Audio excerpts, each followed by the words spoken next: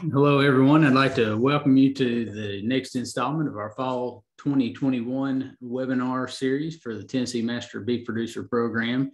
Many of you have been with us for some of the programs previously leading up to this, but would like to give you a few instructions and just some tips and tricks for using the Zoom webinar platform as we proceed.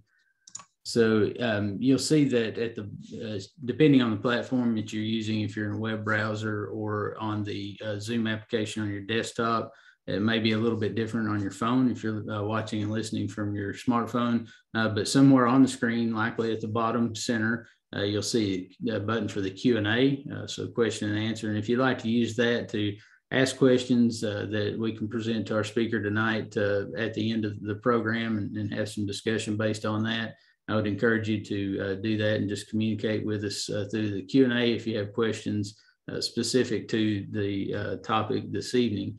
If you have some questions that you'd like to ask more technical about the Zoom platform or about the program and communicate just about the Master Beef program in general, you might want to do that in the chat box, which should also be somewhere at the bottom center of your screen. But again, that'll be depending on the platform from which you are viewing. We'll also have some interactive questions, some poll questions sprinkled throughout the presentation this evening. Many of you, again, have been on with us and seen this, but just want to mention again that when those pop up on your screen, this is an example of what those would look like. And Courtney will be on. She's helping moderate tonight, and she'll read the question to you and give you some time to answer that question. Then Valerie will be able to use your feedback as we go forward from there. So if you have questions about that, let us know in the chat. Some of you may not see those pop up if you're on your phone. I think maybe if you're viewing from a web browser rather than desktop application, you may not see that question pop up. But again, don't worry about that. It's something we like to get feedback on. Try to keep these somewhat interactive and help the speakers just get some information about you guys that are watching, tuning in with us live this evening. But we don't use that. We don't use those poll questions for attendance or anything like that.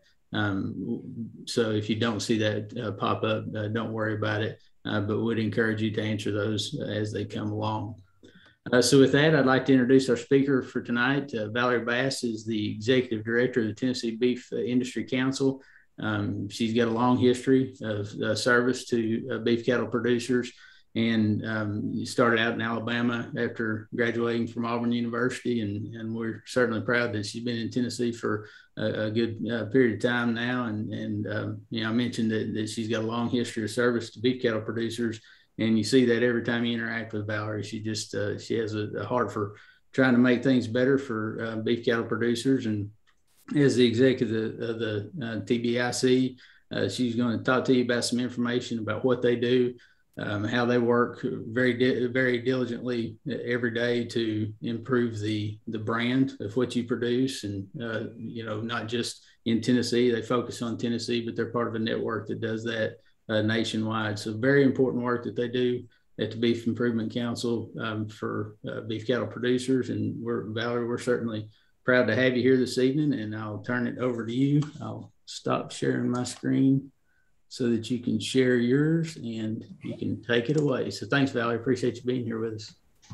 Justin, I appreciate the opportunity to be with you tonight. And let's see here. Get that ready. Here we go. All right. Does that look right? Okay. Very good. Well, as Justin mentioned, I have been in Tennessee for a pretty good while. I've been 22 years here at the Beef Council. Prior to that, I worked for the Alabama Cattlemen's Association, and prior to that, I was in extension work with the Alabama Extension Service there. So I do have a passion for the cattle industry, and I've really enjoyed my time here in Tennessee and look forward to sharing some information about your Beef Checkoff program, and happy to answer any questions that you may have as we go along. I wanted to tell you just a little bit about your staff. We have 4 people that work here in the office in Murfreesboro. We have a receptionist and office manager, Carly Cox. So if you call into the office, that's probably who you're going to speak with first. She's been with us about 7 years now, and loves what she does, and that will be evident if you speak with her. We also have Lydia Hancock. She is our accountant and my administrative assistant, and she does all of the book work and keeps everything straight and keeps us all straight here in the office. And then we have Janice Sullivan. She's a program person she's in charge of our public relations and our education programs. She's part-time. She's been full-time with us, but right now she's part-time.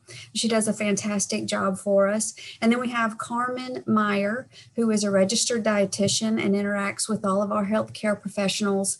And she just does a wonderful job. She also does all of our social media for us as well. So we have a lean, mean staff here, and everybody works together to do the best we can for cattle producers across the state.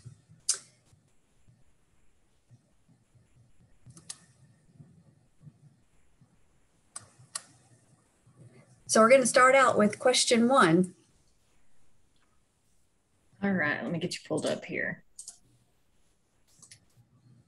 Okay, you should see question 1 now, and just rank your knowledge of the Beef Checkoff program.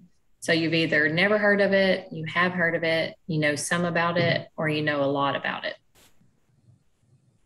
I'll give you about 30 seconds to answer that.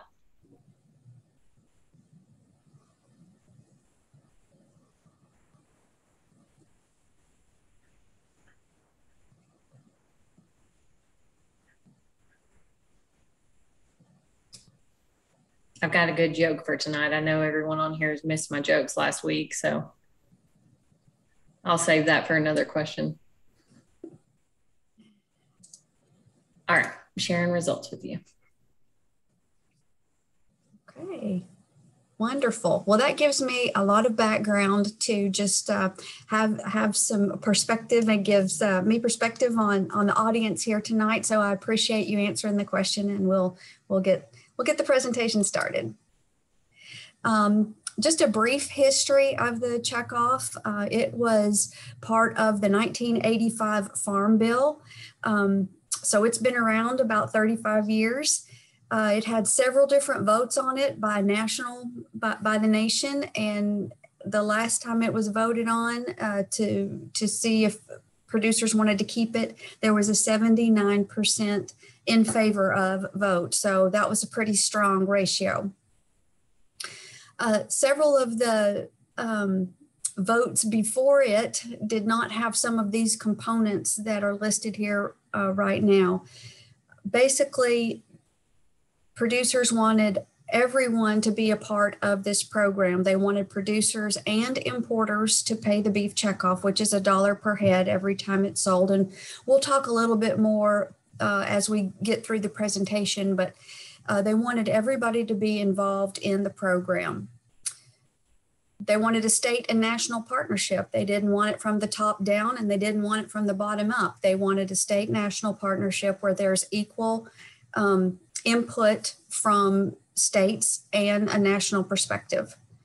And they wanted it to be managed and directed by beef producers in the state and on a national level. So we have state beef councils that work independently. We have that are also a part of the federation. And then we have the Cattlemen's Beef Board. And you're going to see how all of these links kind of work together. And then in Tennessee, we are overseen by the Department of Agriculture. We have USDA oversight. So I've also put in this presentation several videos that we'll watch just to kind of give you a little bit better overview of the program. The Beef Checkoff. It's been part of the cattle industry for more than 3 decades, with roots stretching back to a time when American cattle producers wanted a better way to promote their product. Those efforts led to the creation of the Beef Checkoff program, part of the 1985 Farm Bill. Producers pay $1 for every head of cattle sold. Importers pay the same for an equal amount of beef or beef products. In return, those checkoff dollars support a state-national partnership leadership focused on promotion, research, and education to increase demand for beef. The Cattlemen's Beef Board shepherds the program that is run by producers for producers. In fact, of the current board members, 93% are producers from around the country. The rest are importers who pay into the program. It's all pretty straightforward, but misinformation remains. So let's clear the confusion about your beef checkoff. I'm familiar with the term beef checkoff, but I'm not really sure how the whole thing works, or if it really represents my best interest as a cattle producer.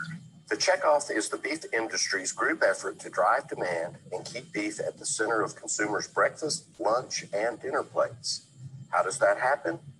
Through the hard work and creativity of the producers themselves. It begins when beef, dairy, and veal producers pay $1 a head every time an animal is sold, or in the case of importers, every time an equivalent amount of beef or beef products is imported into the country. Assessment money collected is split between the Cattlemen's Beef Board at the national level and their state beef councils. The all-volunteer CBB is comprised of approximately 100 producers and importers from around the country. Its composition fluctuates based on the country's cattle population numbers. Members are nominated by producer organizations in their state and then appointed to a 3-year term by the U.S. Secretary of Agriculture. Each year, nonprofit beef organizations propose ideas and request checkoff funding from the CBB to support beef-related promotion, research, and education initiatives. These organizations, known as contractors, must follow a strict set of guidelines and accountability measures. Members of the CBB and representatives of the Federation of State Beef Councils meet twice a year to review and provide feedback on the proposed checkoff program through various committees. As stewards of the checkoff funds, these men and women are responsible for establishing checkoff funding priorities, providing guidance and feedback to the contractors as they plan and execute checkoff programs. The 20-member Beef Promotion Operating Committee, made up entirely of checkoff payers serving on either the CBB or the Federation of State Beef Councils, is responsible for deciding which checkoff programs to fund based on the other committee's feedback and their review of the proposals. Back at the local level, there are approximately 700 producers who serve on the 44 state beef council boards. State beef councils are able to use their portion of the checkoff dollar for grassroots programming, cooperative programming with another state, or even to support national or international programs through the Federation, the U.S. Meat Export Federation, or the CBB. I am a young producer who has never gotten a chance to vote on the beef checkoff program. In fact, I've heard it's been 35 years since any producer has gotten to vote on that program. What's up with that? Voting is definitely the American way, and it took a whole lot of debating, collaborating, and voting to get the beef checkoff launched in the first place. Cattle producers started laying the groundwork for the checkoff back in the 1970s. From there, it took a solid decade and 2 failed referendum votes to land on a program that incorporated the things producers were asking for. That it was grassroots and producer controlled, wasn't a new bureaucracy, had state and national coordination, was simple to administer, and it required participation to prevent some from getting a free ride, and it had to work. Finally, in 1985, the country's Farm Bill gave birth to the Beef Promotion and Research Act, the beef checkoff. That last requirement, that it had to work, was put to the test in 1988, when about 2 years after the start of the beef checkoff, producers had the chance to vote on whether or not it should continue. An impressive 79% gave it a thumbs up. The act itself states that it's the cattle producers who control whether or not there is a beef checkoff. That power has been there throughout the program's entire 35-year history. A referendum vote to end the checkoff can be called anytime the signatures are collected of at least 10% of the country's eligible producers. As a matter of fact, in 1998, some producers did that very thing. But when the collected signatures were submitted to the USDA in 1999, there weren't enough to trigger the vote. So you see, producers are the ones who founded the checkoff, who control the checkoff and who can choose to vote on the checkoff whenever they meet the signature collection criteria to do so. Fact is, the majority of producers support the beef checkoff and its work, according to producer attitude surveys conducted annually by Luce Research. So there it is, the truth about your beef checkoff. Lots of moving pieces and parts, no doubt, but the founding vision from decades ago was to build demand for beef, and that remains the goal today. Getting informed is a great step, and you're welcome to get involved. You can do both at drivingdemandforbeef.com.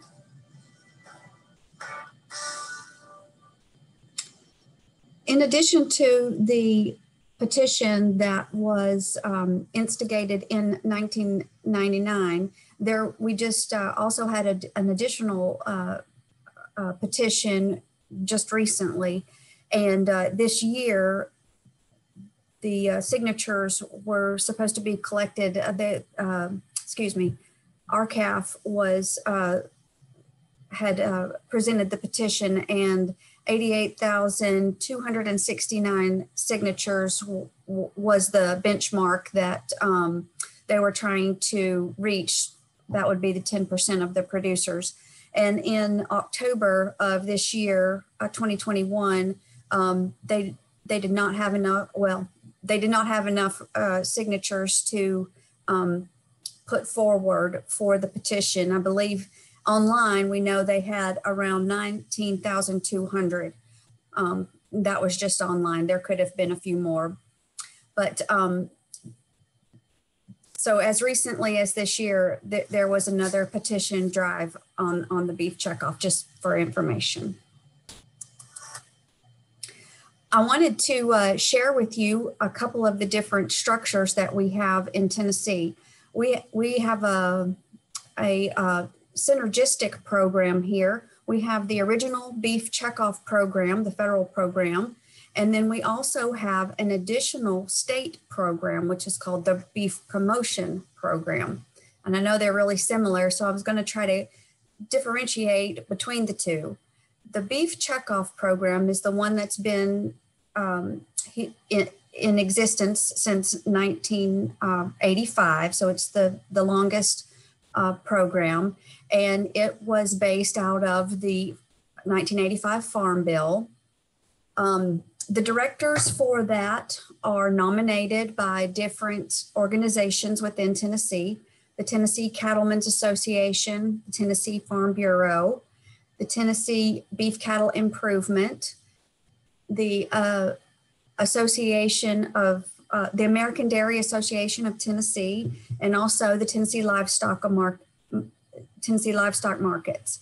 We also have advisors from the University of Tennessee and the Department of Agriculture. And in this program, all producers who sell cattle, whether at a livestock market or farmer to farmer, they pay $1 per head. 50 cents stays within the state for local programming, and 50 cents is forwarded to the Cattlemen's Beef Board for national programs. And under this program, all of the checkoff funds are used for promotion, research, education programs. In Tennessee, our beef checkoff program is overseen by USDA, and none of the beef checkoff funds can be used to lobby or influence government action, and that's very important. On the beef promotion side, this program was voted on by producers in 2012, and producers voted to pay an additional 50 cents per head into the beef promotion program. There is a refund policy with this program. It's 90 days after the end of the sale. You have to ask for a reimbursement within 90 days of the sale, and there are forms available for you to fill out. The dollars collected from this program are very similar to the beef checkoff program. They can fund research, education, market development, marketing, advertising, and other methods designed to promote and increase production, consumption, use, and sale of beef and beef products. This particular program is a program overseen by the Department of Agriculture, and it is managed by the Tennessee Beef Industry Council. And just like the Beef Checkoff program, no funds can be used for lobbying or influencing government action.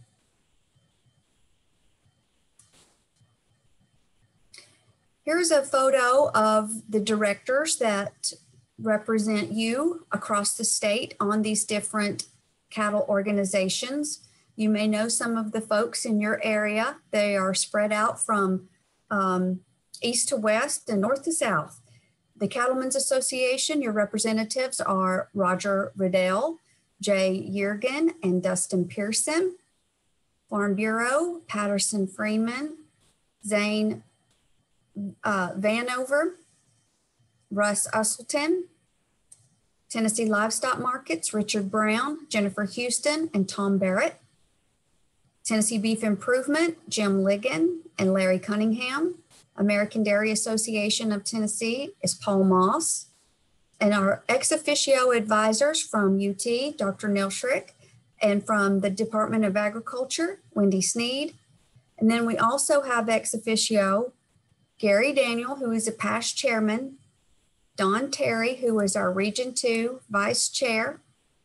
And then we have our Cattlemen's Beef Board, Christina McKee, as well as Celeste Blackburn. This is the mission statement of the Beef Industry Council. We are dedicated to promoting beef on behalf of our Tennessee farm families.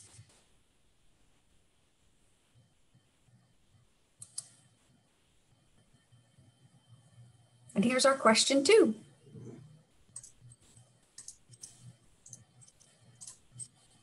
Okay.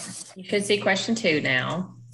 The question is, the beef checkoff program was initiated because beef producers wanted, first choice, a beef promotion program managed by producers, a state and national coordinated program, an equitable program, everyone that, sorry, y'all can read that, it went off my screen, or all of the above.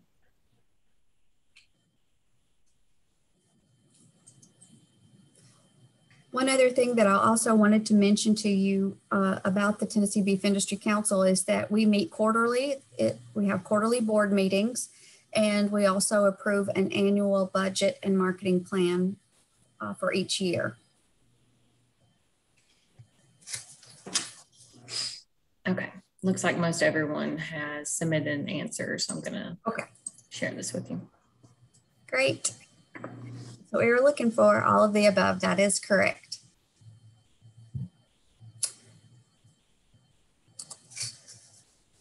We're going to talk just a little bit about structure, because sometimes when we move from the state structure to the national structure, it gets a little confusing, and sometimes folks just want a little bit more information about how all of that works. So every time a beef producer or importer sells an animal, they pay $1 per head into the beef checkoff program. State beef councils are charged with collecting all of those dollars and remitting half of those collections to the Cattlemen's Beef Board. And the Cattlemen's Beef Board holds those funds until work is approved from national contractors, and we're going to go through how that works. And I think this video does a good job of explaining that, and then we can talk further about that afterwards.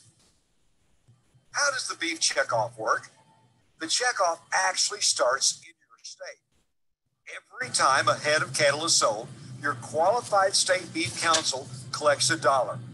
50 cents of that dollar goes to the Cattlemen's Beef Board for national promotional programs like Beef It's What's for Dinner and important beef research and educational programs. The Cattlemen's Beef Board budgets for and evaluates every national program and project. All members of the board are beef checkoff paying volunteers from across the country who are appointed by the USDA Secretary of Agriculture. Up to 50 cents of the checkoff dollar remains with your state beef council for local or regional beef programming. States may also invest part of their 50 cents in programs through participation in the national and international promotion and education efforts. The bottom line, the Beef Checkoff is a state and national partnership where checkoff-paying beef producer volunteers represent the interests of their fellow producers and the beef community. They bring their voice to the national decisions of the Beef Checkoff. Learn more at drivingdemandforbeef.com or contact your local state beef council.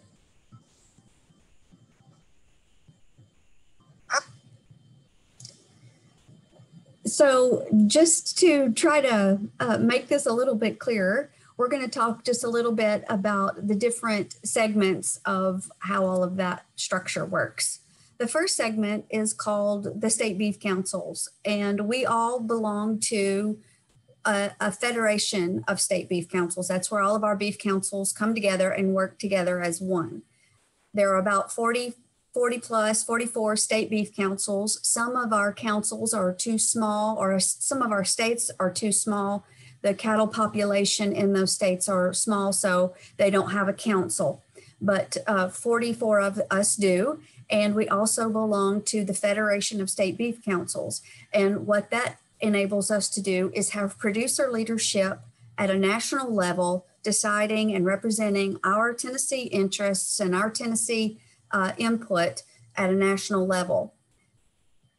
Our representatives in this area are Russ Usselton and Gary Daniel. They serve as our representatives, and they sit on some committees we're going to talk about in just a few minutes. The next section is the Cattlemen's Beef Board.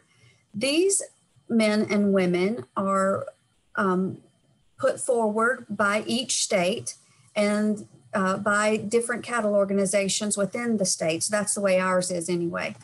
And they are nominated to the Secretary of Agriculture and then appointed by the Secretary to serve a 3-year term on the Cattlemen's Beef Board, and they can serve 2 terms on that, as well as the Federation. You can serve two terms on that. Well, actually, you can do a little bit more on the Federation, but only 2 terms on the Cattlemen's Beef Board. Now, both of these representatives from the Cattlemen's Beef Board and the Federation, they work together to sit on different committees. And right now there are about 6 or 7 committees. There have been as few as 4 or 5, but now because of our new long-range plan, we have 6 or 7 new committees, and a mix of the Cattlemen's Beef Board members and the Federation members sit on these committees and give feedback to the different national contractors. And like you heard just a few moments ago in the video, they meet twice a year and hear about the different updates or what's coming up next. And they give feedback to the national contractors so they can formulate their plans for the next year. So how is all of this producer driven? Well, you've heard that we have producer leaders in the Federation and producer leaders in the Cattlemen's Beef Board, and all of those producer leaders serve on the committees that work with the national contractors. So 10 members from the Beef Board and 10 members from the Federation serve on what's called the Operating Committee. Now, the Operating Committee is 20 people, and they listen to the presentations from all of the national contractors once a year. And in preparation for this meeting, they have about an 1.5 inch binder with everything that's going to be presented, and they are to read through all of that. Excuse me one moment. My light automatically turned off. Sorry about that. They review everything that the contractors have presented, and then they hear from each contractor, ask questions, and they have to make some really difficult decisions, because every time that I've ever been involved with this, there is a lot more money asked for than we actually have. So they have to make some difficult decisions to make sure that what they're going to fund for the next year is the best plan for the national plan and the best plan that the states can use back in their own communities. So let's talk just a little bit about Tennessee's leadership on these different committees. Tennessee has a lot of wonderful leadership. We rank about 9th in the nation for cattle producers. So we have quite a few cattle producers here in Tennessee, and we rank about 15th in the nation for cattle production. So we have a lot of producers, and I'm so proud to tell you that we have a lot of national representation. Some states don't have, they only have their federation representatives, or they only have their Cattlemen's Beef Board representatives, but we have a few additional representatives, and I wanted to share those with you for just a few minutes. On the Federation of State Beef Councils, we have Russ Usselton and Gary Daniel. And Russ just finished his term as a co-chair of the Nutrition and Health Committee. Remember, I told you that we only have about 6 or 7 committees. Well, Russ was a co-chair of one of those committees for the last 3 years. So that's very, very impressive that Tennessee had garnered one of those spots. Don Terry is our Region 2 Federation Vice President. And what that means is he represents all of the federated states. We have an 8-state region. The nation is divided into about 9 districts or 9 regions. And our region is Region 2, and it's all of the Southeast from Louisiana to North Carolina. And Tennessee is included in that. So Don is our representative from the Southeast states, and he serves on the executive committee. He is a former operating committee member. And then we have Paul Moss. He is a dairyman in West Tennessee. He also serves as our Region 2 Federation representative on the nominating committee. So all of the leadership positions for NCBA Federation and policy, he sits on the nominating committee for those, and he looks at the nominees for the federation of folks across the nation. And then Jennifer Houston, who is a past NCBA president. She came up through the federation side, has served on our beef council for years and years.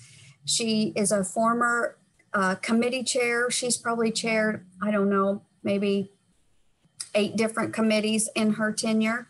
She is a former operating committee member and a federation chair and vice chair. And she still serves on our beef council today.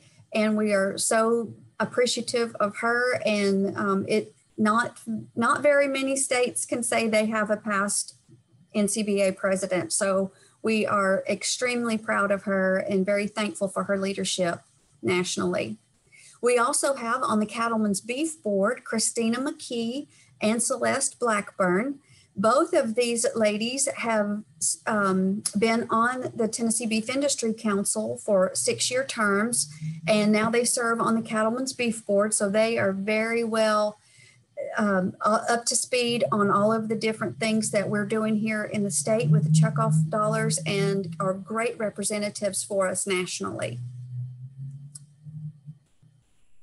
And here's just a little bit about how national funds are allocated. So, who in the great big universe decides what the beef checkoff is going to fund? This may come as a surprise, but it's more local and grassroots than you might think. The women and men responsible for making decisions about your checkoff dollars at both the state and national levels are volunteers, and they represent all segments of the industry, including the largest base of volunteers represented by cow-calf producers. I'm going to repeat that. The largest base of volunteers are represented by cow-calf producers. The structure is designed to ensure that those that pay the beef checkoff direct, review, and approve all checkoff expenditures. The Beef Promotion Operating Committee, which makes the decisions on all national and international programming, is made up of 10 members of the Cattlemen's Beef Board and 10 members of the Federation of State Beef Councils. Did we mention The majority of the members of the Cattlemen's Beef Board and the Federation of State Beef Councils are cow-calf producers. You can't get much more grassroots than that. To learn more about the Beef Checkoff, visit drivingdemandforbeef.com.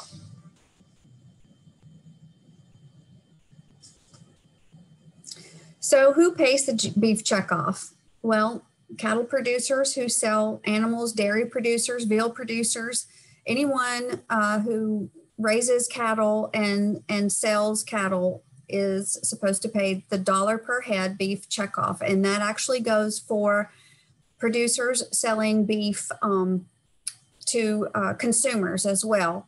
That is on the federal program. On the state program, if you are selling direct, to consumers, then you do not have to pay the additional state 50 cents, but you do have to pay the $1 per head on the federal side of the beef checkoff. So if you're selling wholes or halves or quarters to a consumer, you pay $1 per head to the Beef Council. If you're selling cuts to a farmer's market or you're selling to a grocery store or a restaurant, then the federal dollar is due to the Beef Council. We have some forms that are available. If anybody needs one of those, we're happy to supply those. And we also send out a reminder note once a year. We know that some folks are, maybe selling 10 head a year, or maybe some are selling 100 head a year. We don't really know exactly, but we have a form and we can take those payments annually for that.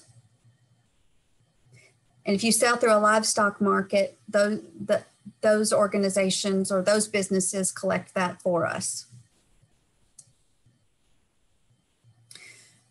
Each time an animal is sold, both parties are actually responsible, but usually the seller pays. We keep up with all of these transactions through the barn, which is a national compliance software that all of the beef councils use. It helps us track all of the cattle that are sold and all of the collections that are collected. And our collection markets are the livestock markets. We monitor trade magazines and special sales. We also look for private treaty sales from breeders or off the farm, farmer to farmer, through dealers and order buyers. Other states, we remit back when we collect their dollars. We remit those back to those states and they do the same for us. And if you happen to know of any non-compliance, those are handled confidentially. If anyone needs to ever let us know of an instance of non-compliance. So what does the beef checkoff do? So what exactly does the Beef Checkoff do? The Beef Checkoff works to increase consumers' appetites for beef by keeping it top of mind with restaurants, butchers, and food retailers. It also educates teachers, dietitians, medical personnel, and influencers. In short, it strives to ensure a wholesome, quality, and consistent beef eating experience for consumers all over the world. Want examples? Did you know that the 2020 summer campaign called United We Steak drove more than 90 million video views on YouTube and streaming TV services? A video view is like a TV commercial, but even better because we can laser target consumers and we only pay if they watch the video. Or in another effort, through the Beef Checkoff, we are working to educate parents on the importance of feeding babies solid foods, like beef, as an early complementary food. If you didn't know it, for the first time ever, the Dietary Guidelines for Americans made recommendations to include nutrient-rich foods like beef starting around 6 months of age. Speaking of the Dietary Guidelines for Americans, did we mention that the Beef Checkoff filed 21 comments representing 100 research studies on the role of beef in a healthy diet? We digress, but no, we could talk about Beef Checkoff programs until the cows come home. Learn more at drivingdemandforbeef.com. or contact your local state beef council. So here are some regional partnership examples of what the Tennessee Beef Industry Council is doing. A couple of those were national examples. So here are a few regional examples. We're a part of the Southeastern States ad campaign. That means that several of the states, 8 to 10 of us, we even include Kentucky in this, come together, pool our monies together, and we buy advertising or social media targeted to our Southeastern consumers. And I don't know if you realize this or not, but across the Southeast, we have about 71 million consumers, which is pretty impressive. There's a Northeast Beef Expo group that targets the Northeast area with about 72 million consumers. So in the Southeast, we have quite a few consumers to reach. So with this campaign, this was this last summer. It was called the Summer Grilling Campaign, and it utilized a lot of our national assets and some summer grilling videos. And all of the different elements that we used were displayed on YouTube, Spotify, Google search terms, and Nevado. The Southeastern states partners include Florida, Mississippi, Alabama, North Carolina, Louisiana, Georgia, South Carolina, Tennessee, and Kentucky. And together, those states pooled about $30,000 together. And when we sent those dollars or showcased those dollars to our national partners, we had also North Dakota, Oklahoma, and Iowa invest in this campaign and brought our budget up to $95,000. So the impact that our states and our northern neighbors and Midwest neighbors helped us reach was really amazing. We reached over 10 million consumers across the Southeast with a beef message. And I'll show you a couple of the videos that we used as well. But that also included a 7.4 million engagement. And what that means is people actually interacting with the media that they were served up. So that means they clicked to a website or they watched a video all the way through. So that's a pretty astonishing number, 7.4 million engagements. So your dollars are being stretched until they squeak. One of the hometown things that we did was participate in the Tennessee State Fair, and that gave us several different opportunities to showcase beef to consumers across the state. One way we did that was a consumer education pasture to plate exhibit. And each of these exhibits showcased different segments of the industry, from the pasture, where we talked about cattle handling, to cattle care, where we talked about different ways that we take care of our animals, to livestock markets, how we sell our animals and how they're cared for there. And in each of these different examples, you'll see the little yellow QR code. People could interact with these on their phones and scan that QR code, and it took them to a site which further explained the different areas or different segments of the industry. We had processing as well as retail and feed yard. And then just for your information, the Tennessee State Fair usually garners around well, actually, it's the Wilson County Tennessee State Fair, usually garners around 600,000 plus consumers. This year, they were a little off on their numbers due to COVID and also the weather a little bit, but still they had high numbers that were in attendance. And here is just a little video of what it kind of looked like as you were passing through the exhibit.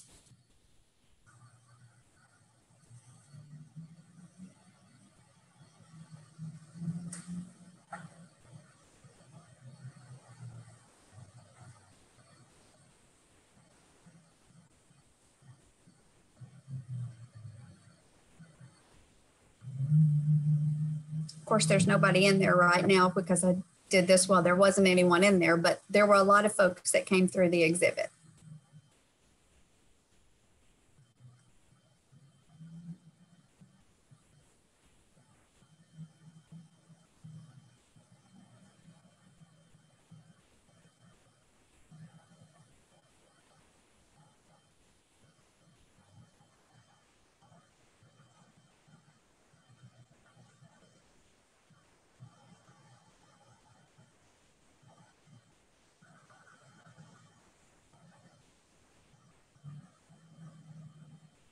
So we tried to just give them an idea of what it looks like to take beef cattle from the pasture to the plate. Another super impactful event at the Wilson County, Tennessee State Fair was our Beef It's What's for Dinner Ninja course.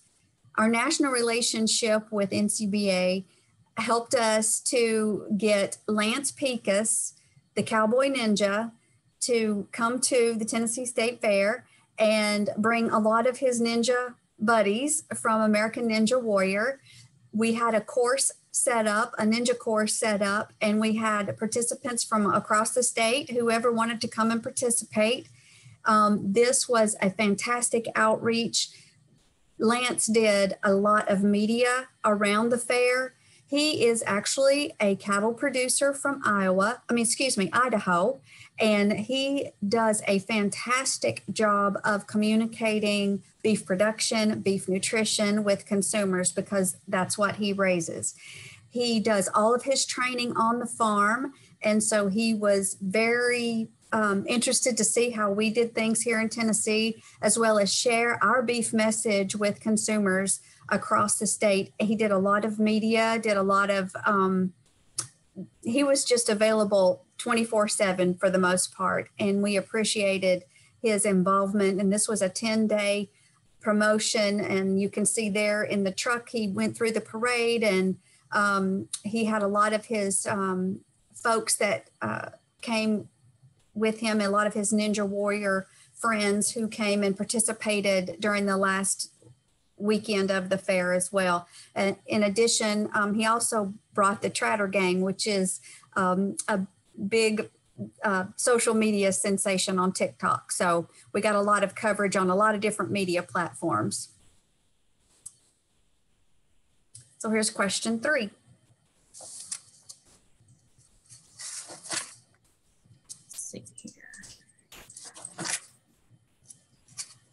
Okay, you should see question 3 now. And it is, what is the purpose of the beef checkoff program? To build consumer beef demand, to lobby for producers, or to balance cattle prices?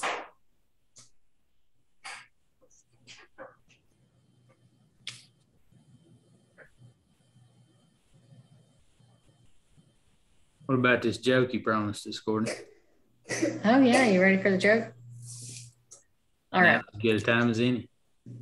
Okay, so what did the baby corn say to mama corn? I'm afraid to even venture a guess. Where's popcorn? So Valerie, just so you know, this has kind of become a tradition on these. Courtney comes up with some really good jokes. I don't know if she gets them from Jordan because they're pretty much standard dad jokes, but at least she's consistent.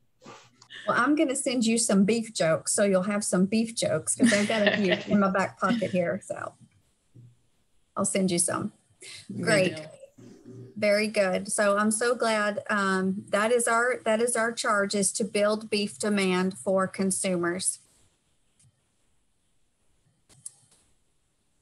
So I've kind of shared with you some of the things that I thought you would be interested in, and some of the things that I wanted you to know a little bit about how we do things here in Tennessee.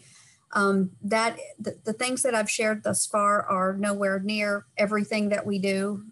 We talk to doctors and dietitians and educators and retailers and food service operators about beef and how to promote it the best and how to sell it the best and how to ensure consumer confidence. We share about the story of beef production with consumers because that's top of mind with them. So this next year we'll be doing a whole series on that. But I know from some of our producer attitude study questions that here are some of the things that cattle producers really want to know about the beef checkoff. And so I thought I would cover these as we wrap up just a little bit, and then also welcome to take some additional questions as well.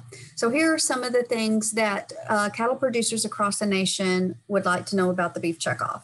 How is the checkoff helping to correct misinformation? What is the checkoff doing to address meat substitutes? And how is the checkoff sharing beef's sustainability story? So we address these on several different levels. As far as correcting misinformation goes, we have at NCBA an amazing issues management team, and all of this is, this particular section is checkoff funded. So we can monitor all kinds of different things that are going on in the media. So we know when there's a hot topic that's about to explode. We know when something's getting a little media attention in one part of the state, so they can alert the different beef councils. And so we're on the ready, and we have the right information so we can respond as needed. So I wanted to share with you a little bit of this, this amazing hub. And then I also just wanted to share with you, there are a lot of things that we do kind of behind the scenes. Tennessee was just involved in a letter to the editor campaign. We just finished that up, and we got 2 placements, one in the Commercial Appeal in Memphis and one in the Tennessean. And both of those together garnered over 3 million outreaches, you know, people that may have seen that. That's the combined distribution of those 2 publications. So there are a lot of things that we do behind the scenes, and this would be one of those. But know that the issues in the cattle industry are being monitored 24/7. And we have an amazing group that do that for us. And I know that you're going to be proud of the work that they do. If there's ever a crisis situation, some of you may be able to remember the BSE that we had several years ago around Christmas time, and the way that the beef industry was able to organize and jump in there with several what we call dark sites, which means that we had a website that was all ready to go with BSE information. So if we were to ever have an outbreak, that site could go live. And when consumers typed in BSE or anything related to that, that would be one of the sites that they saw first with correct information about what was going on and some of the different ways that we were combating that, and just some factual information that really made a difference in the way that issue was handled. Welcome to the Digital Command Center, the issues management headquarters of the National Cattlemen's Beef Association, a contractor to the Beef Checkoff. The programs within the Digital Command Center run 24 hours a day, 7 days a week, and track more than 200 key topics related to beef. Beyond alerting the issues management team to news as soon as it breaks, the monitoring software allows the team to track the momentum, themes, and sentiment of issues in traditional and social media in real time. The analytical functions of this artificial intelligence, combined with human expertise, allows the issues management team to monitor, track, and activate against reputational threats to ensure consumer trust in the beef industry remains intact. The issues management team is always plugged in, working to protect the beef industry and defend the hard work of beef farmers and ranchers. That was just a little snapshot. As far as the meat substitutes go, we do a lot of work with just comparison charts. We do a lot of social media using some of this data. and all of these comparison facts are in one-sheeters, and they're available for use for you. They're on our website. We can also send you copies if you would like to share those with some of your friends or folks that you come in contact with. We really just have the facts, and when people kind of look at the facts, the comparisons are pretty clear. So we do a nice job of just, you know, laying out the facts with the comparison sheets there. And then we also work with consumer ads that are a little bit less in your face, I guess, but just subtle. And I'll play a couple of those for you. What's happening, guys? I'm Jet Tila. Brooke Williamson. Joe Atchison. Carrie Barrett. We are going to make some beef substitute. Well, we make everything better by using beef as the substitute. Instead of pigs in a blanket, we're going to be making beef in a blanket. Turkey and stuffing. Crown roast with stuffing. Glazed ham. Glazed beef. We're going to take chicken parmesan and turn it into beef parmesan. That is so good. The beef's awesome. This is a home run, you guys. Watch us beef up more classic entrees. Beef is what's for dinner.com. So each of those talents have their own recipe. Some you may have recognized some of them. They're on Food Network. They're on a lot of the different food channels. So they each have their own recipe that they do, and we'll use snippets of those different recipes. Some of them are 30 minutes, maybe not 30, maybe 10 minutes, and we'll put that on YouTube, which is a longer format, or we may use 30 seconds out of it and put it on Spotify or something where it's a shorter impact, maybe on Instagram or something. And as far as sustainability goes, again, we use the factual fact sheets. We talk a lot about the biogenic carbon cycle, and we try to share with consumers that the facts about beef sustainability, the fact that we produce as much beef as we did several years ago with 33% less of the cattle because of efficient feed and efficient genetics. And the way the animals are treated. We talk about that. We try to reinforce the fact that only 2% of greenhouse emissions are from the cattle industry. And we point out the fact also that a lot of times when other people are talking about our industry, that they combine global facts or global statistics in our US statistics, which is incorrect. We talk a lot about how cattle are actually good for the environment with our rangelands and grasslands, promoting carbon sequestration. So there are a lot of things that we do to try to share the facts with consumers, and we encourage you to share the facts as well.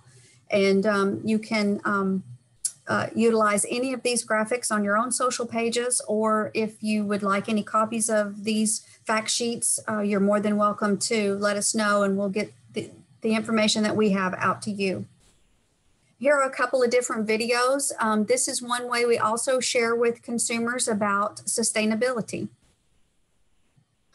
When it comes to sustainability of food, beef's got your back. America's farmers and ranchers have been working hard to improve their craft for many years, and in turn, we're raising more sustainable beef. We call it stewardship, caring for our land and cattle. You call it sustainability. The cattle herd in the U.S. is 33% smaller than it was in 1977, but we produce about the same amount of U.S. beef. Less cattle, same beef production. This was obtained through better animal health and welfare, better nutrition, and better genetics. Now, I know you're wondering about the carbon footprint. Well, U.S. beef has one of the lowest carbon footprints in the world, 10 to 50 times lower than some nations. According to the EPA, greenhouse gas emissions from cattle only account for 2% of U.S. GHG emissions. No other food delivers the same tasty, nutritious package with this carbon footprint. There is no stopping point. We will continue to do our part to improve. You might call it sustainability. We call it working for the next generation of Americans and ensuring farmers, ranchers, and consumers all share a sustainable future. To learn more, visit here. And in addition, here is our video that we call Rethink the Ranch. And this one is for consumers as well.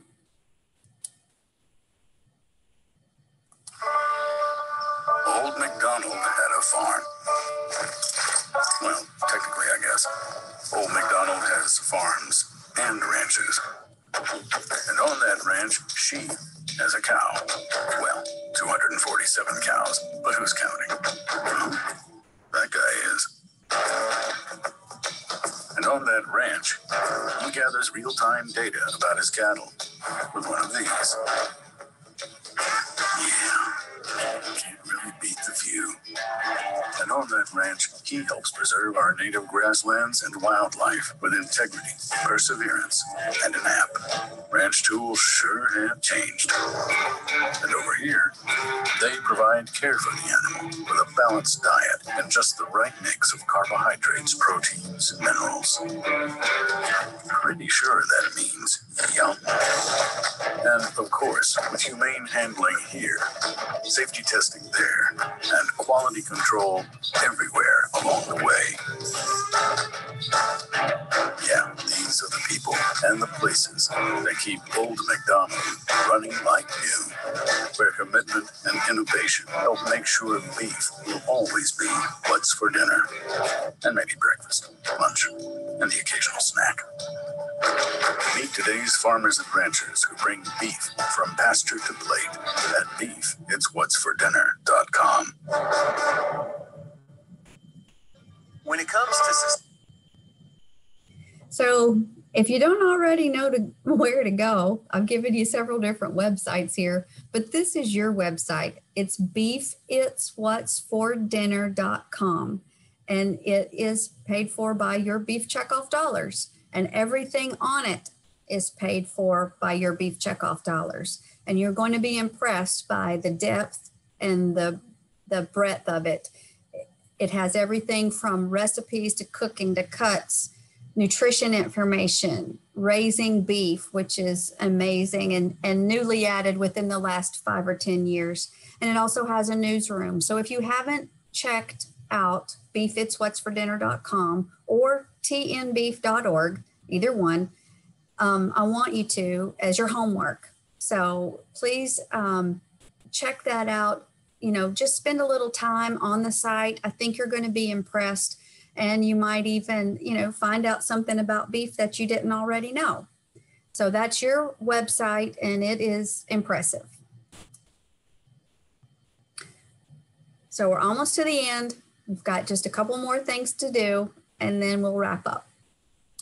Who does the Beef Checkoff support?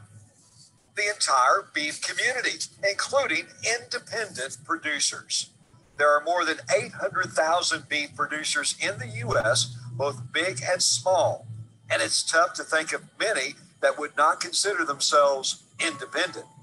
Consider your neighboring cattle ranchers and farmers. They make their own decisions for their operation, just like you do. State and national board members are beef producers, primarily independent cow-calf producers with operations of all sizes, from those who pay tens of thousands of dollars a year into the checkoff to those who pay much less. And here's some beef for thought. Whether it's a Beef Checkoff funded video circulating on social media or a dietitian visiting with health influencers about beef's nutrition benefits, the message is about beef, not the size of the producer. The checkoff doesn't differentiate from size of the farm or ranch the beef comes from, nor by production practices.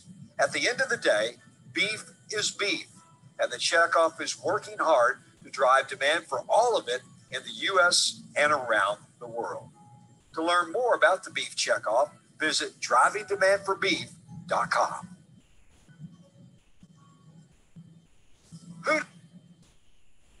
So if you'd like to know more about your Beef Checkoff program, you can also subscribe to The Drive at drivingdemandforbeef.com. It's free. It is a newsletter that you can receive either in your mailbox or online. And it just showcases and kind of keeps you up to date on all of the different things that your beef checkoff is doing. I have a copy right here, and I can show that to you, but this is the backside of one of the articles here, one of the newsletters here, and that happens to be Terry Snyder. He's from East Tennessee. Some of you may know him. He's been on our board for the last 6 years. He doesn't serve on our board right now, but he was in the National Producer Communications Campaign, and we're really proud of that. And he has really helped us a lot to share the facts with producers in his area and all across the nation, honestly. So if you are interested in keeping up to date with your beef checkoff program nationally and what Tennessee is doing, you can subscribe to the Drive. And Justin, I believe that's all I have for everyone. If there are any questions, I'll be happy to try to answer those. I do have my information there's a couple more questions, I think, but then on the last slide, I do have my information. Okay, Courtney, you want to pop those questions up for us? Yep, you should see number 4 now. So just has this presentation increased your knowledge of the beef checkoff program? Simple yes or no.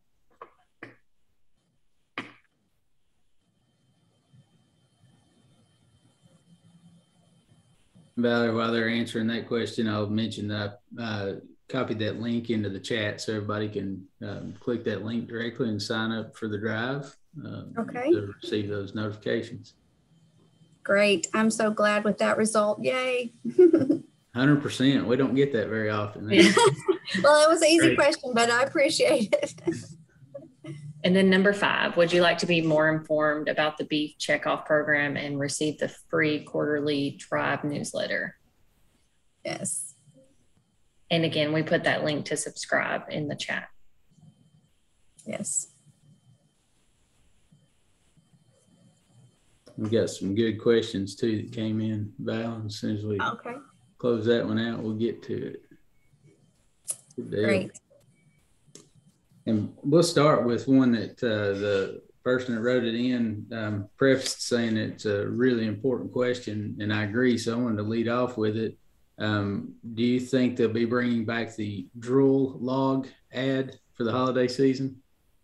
Well, we still have the drool log available, and I think we're actually moving on from the drool log, but nationally. So there'll be some new things coming out, and I think you'll like them just as well. But we still have access to it if you would like to share it around the holiday season. And for those of you who don't know what the drool log is, it is just a video about one of the videos is 2 hours long, and it also comes in 30 seconds or 15 minutes, but it's basically of a rib roast just on a spit, and you can hear the sizzle and the sound. And, you know, if you could smell through your TV, you could probably smell it, but it's good. Thanks for the question. If I'd have known they had a 2-hour one, I would have made that my virtual background. Yeah, or you can just put it on like you do the fire at Christmas time, you know? Yeah, have it running on TV. That's pretty good. Right. I had several questions about collection of the checkoff and how to remit that if you're selling private treaty. And I know you mentioned that earlier. I think you mentioned you have some forms available to be able to keep up with that. If you could just mention that again and maybe talk a little bit more about the details of how they can get access to that so they make sure to get that on private treaty sales. Yes. Thank you for the question. You can do it. You can find the form a couple of different ways. One is going to our tnbeef.org, and under that website, you will see an area that's called the Cattleman's Corner. And under that, there are different forms for private treaty and some other different things as well. So you can get the form that way.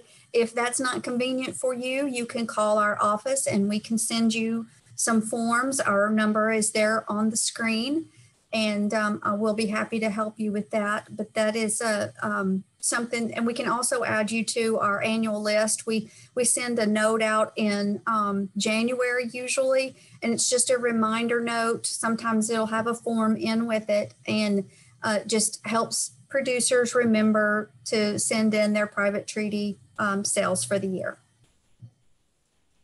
Good. And along those same lines, just reiterate that if you sell through a marketing facility in the state, that they'll collect that and send it in for you. And it's usually, I think usually they have it on the settlement whenever they issue the check.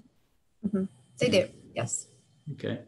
Had a really good question in here, and I hadn't thought to write it down on my list of questions, but you went over the staff, and could you mention a little bit more about the regions, and specifically the person that wrote this in was wondering what what area of cover and who would be their local, I guess, rep for Overton County. If you know that off the top of your head, I kind of putting you on the spot. I didn't think about that, but maybe just talk about the regions that you have across the state and how you cover the whole state. Okay, well, as far as producer communications goes, if you need somebody to come and speak to a local cattlemen's group or a group of cattle producers, I would be the one to come to that. I cover the whole state, and I'm happy to do that. The sooner you get on the schedule, the better. But I would do that, and then the as far as the different regions we don't really have a region for program work. We go statewide, so anything that you would need, we can come to you. But our Region 2 group, those are the different states where we work together kind of to maximize your checkoff dollars when we're buying social media or buying traditional media. So if you need programs within the state, just give us a call or an email, and we'll try to do the best we can to service the need there. And then the regional part is more how we work our media. Okay, I'm looking through these other questions and kind of checking what I had marked while I do that.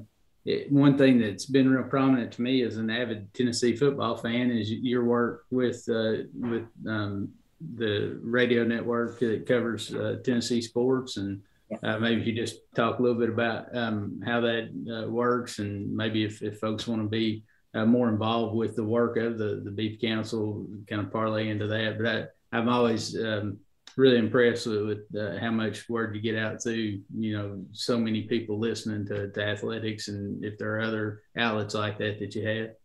Yeah. Well, I will share that we have a 30-year partnership with the Vol. Well, actually, it's 33-year partnership with the Vol Radio Network.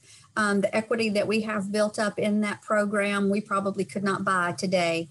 So it's just been built upon year after year after year. And the folks there at the Vol Radio Network just do an outstanding job for the Tennessee beef producers of the state. Part of that partnership, I call it, really. I mean, we do pay for the advertising, but honestly, it's a partnership. They provide so much additional perks than we pay for. We pay for radio across the state. They also provide us with banners day of the game. We have what we call Beef Day at UT, and that's one game a year, and where we're on site, and we have a food service partner, which is Texas Roadhouse, and they come and set up a tent at Gate 21 and give away about 300 pounds of beef samples. They also have a call-in show that we're a part of, and we have a Tennessee producer represent all of our producers across the state and talk a little bit about the cattle industry and what things are important to us. And then we also have a retail partner with that promotion. Food City is in East Tennessee, and they work with us to have a 2-week promotion where every time consumers purchase fresh beef with their value card, they get entered to win a pair of UT football tickets. So it's a multi-month or multi-week promotion.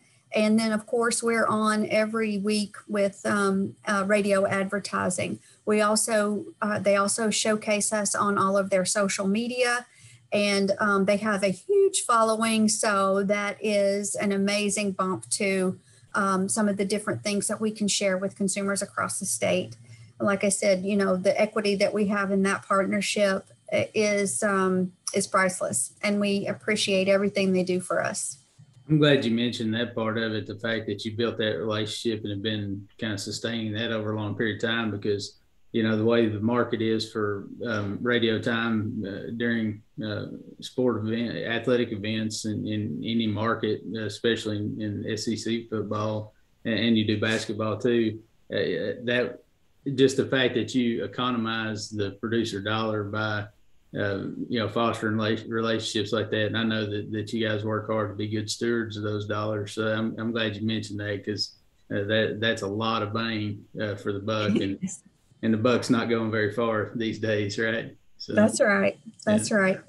And this year we actually, our beef day was, I think when we played MTSU, so we kind of kept it in the state, you know, so we're additionally reaching our consumers with all of our state consumers. So good. There's a question here in the chat that maybe brings up a good way to talk about kind of the limitations of what you can do with the checkoff dollars. But the question was, does the beef checkoff support MCOOL or mandatory country of origin labeling? But that's, to me, that's probably something that you guys aren't really charged to be involved with, right?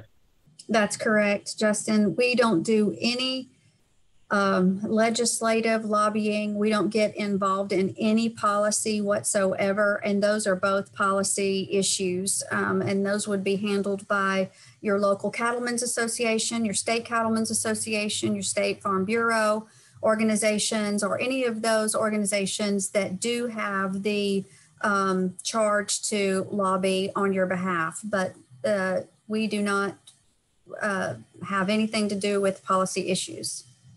Thank you for the question, because sometimes, you know, that is a little bit confusing.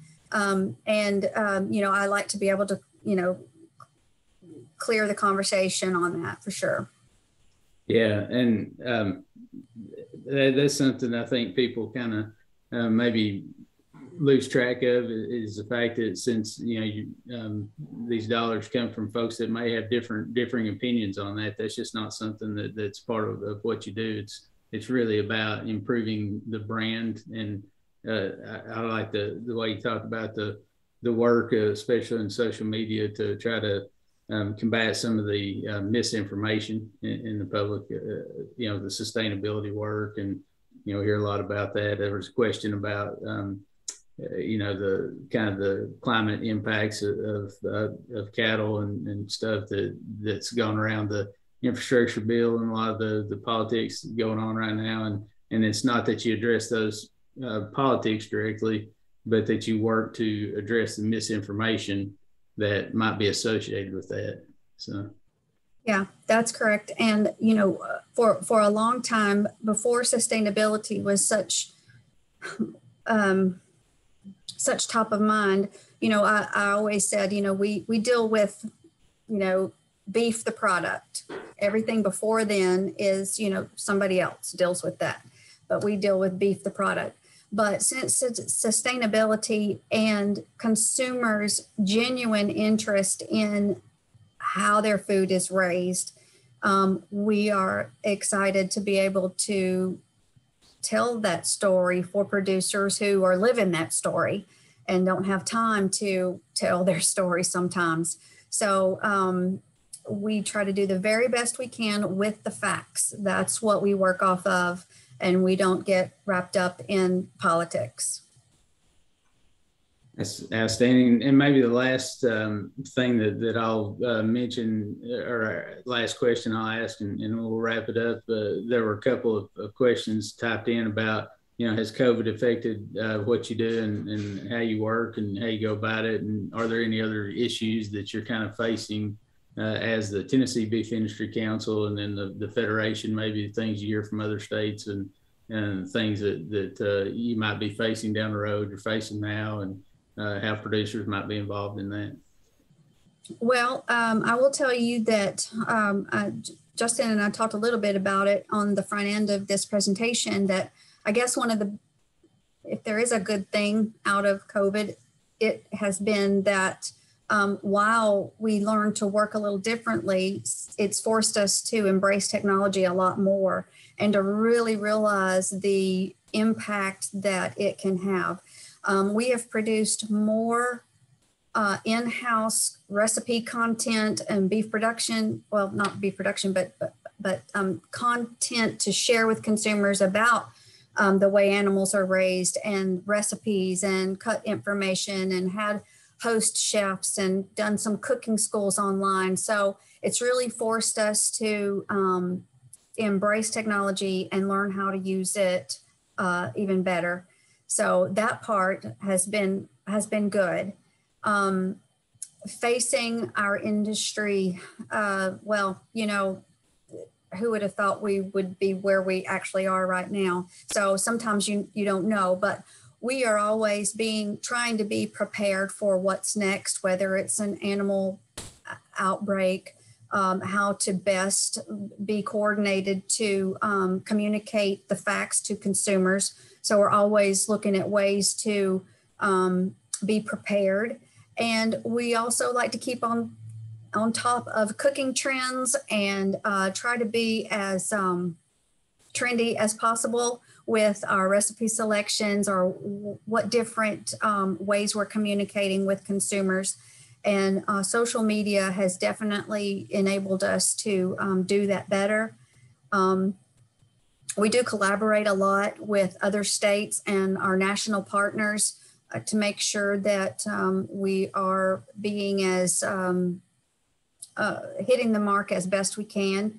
And we're looking forward to some of the new assets that we're going to be able to use from our national organizations and our national contractors. So more to come on that, but we really do look forward to, what we've learned. Well, we appreciate what we've learned, and we look forward to how to use what we've learned better as we move forward. That's great, and appreciate that. And I did fib a little bit. I said that was going to be the last question, but there's one that came in while I was asking you questions that I think probably doesn't need to be overlooked. I know you've done some really good work on youth education, and you've partnered, with some other industry groups like Ag in the Classroom through Farm Bureau. I've been invited to speak at some of those, to train teachers how to incorporate some of these materials.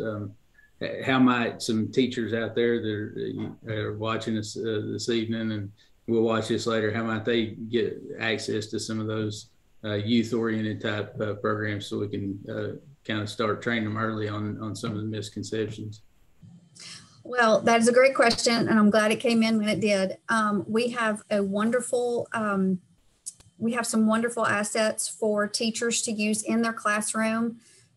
We have a wonderful partnership with Farm Bureau and their Ag in the Classroom program. They have some of our materials available that you can order through them, or you can call us or email us directly, and we can send you quantities out for your classrooms. We're really looking forward to some additional partnerships with Farm Bureau and working with some of the teachers across the state to do maybe some on-farm tours and some things like that. More to come on that. Those are still in the works for next year, but we do have materials that are available for every age group, pretty much kindergarten all the way up through high school. So we do have some different assets for that, and Carly can help you get those ordered. And we're happy to send out as much material as we can. Great. Thank you, Valerie. I really appreciate you, again, being willing to spend time with us this evening, talk to big producers across the state. Really good information. I got some positive feedback as we've been going. And I think this is one place that, especially with a lot of the newer producers that are involved in this webinar series, it's something that they might not have heard about yet. So again, just thank you for your time. Thank you for what you do for the state, and thank you for what you do for, just promoting the beef product and supporting the livelihoods of the producers across Tennessee and across the nation, really. So thank you. Well, you're welcome. And I really appreciate the opportunity to share what we do here at the Beef Checkoff office, and encourage anybody who would like to know more to contact us, or to, sign up for the drive, or just to get involved somehow. So I appreciate the opportunity, Justin.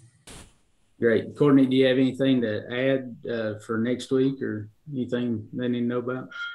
Nope, we're all good. There is a short survey for this one. So as soon as I sign off, you'll see it in your browser, or you'll get an email 24 hours from now. So tomorrow night, if you don't see it, don't freak out initially. But we should be good. And yeah, we're back next week. So consecutive webinars week after week this time. So we're back next week with Dr. Schrick, I think, talking about the overview of the beef industry. Okay, great. Well, thanks again, Valerie. And until next week, we'll see you guys later. Bye. Bye.